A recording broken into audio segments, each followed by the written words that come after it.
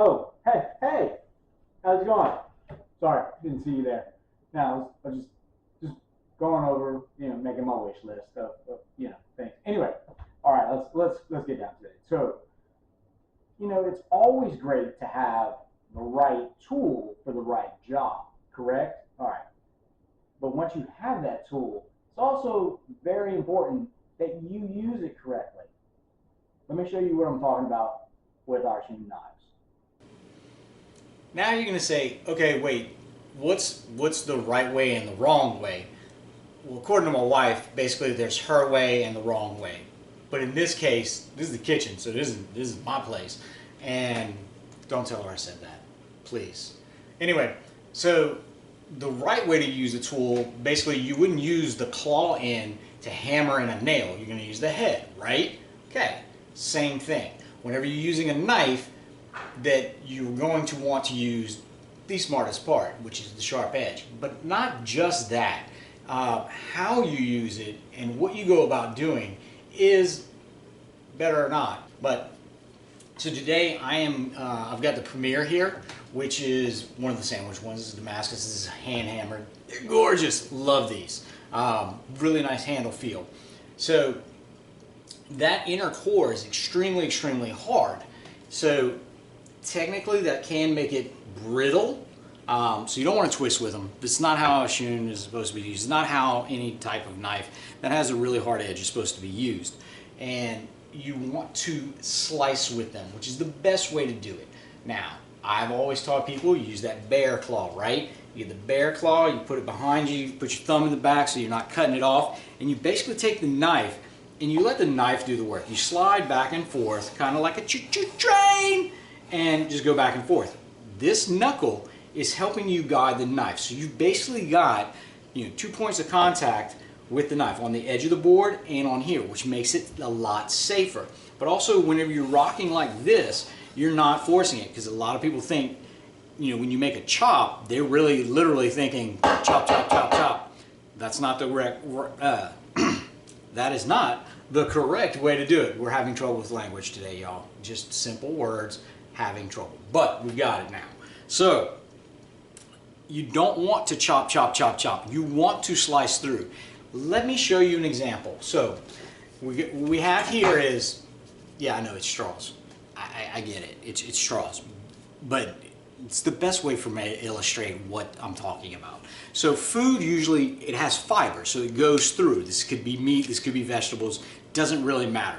So what it is if you just chop, all you're doing is pressing down on them. Look, it didn't do anything. It didn't cut it. It just, like, it's still there. So what you want to do is you want to slice through. That makes it go through. That gives you a clean cut, and that's going to help you cook better. All right, how about a close-up? Check it. Oh, look at that slide right through. It's like sliding into home base. What? Beautiful cut. Beautiful cut. Oh, you don't believe me with just the straws? Okay, let's toss those over there. Please don't eat that. That's not safe. I think it's on the package. I don't know. Anyway, let's take one of the favorites, the tomato. Everybody knows this one is notorious for whenever you go to cut it, it's gonna just smash. It's gonna get, because they're soft and they have somewhat, it's not a tough outer skin, but it does kind of prevent piercing. So if we took this and we take the straw, the grains, and we're gonna go against them, same thing. If you just press down, smash. Did y'all see that smash right on the edge? That's gonna happen because you're trying to force it through, which is also not safe. Forcing the knife to make a cut, not good. Use the edge like a saw. I think I mentioned that before. Use them more as like a hand saw.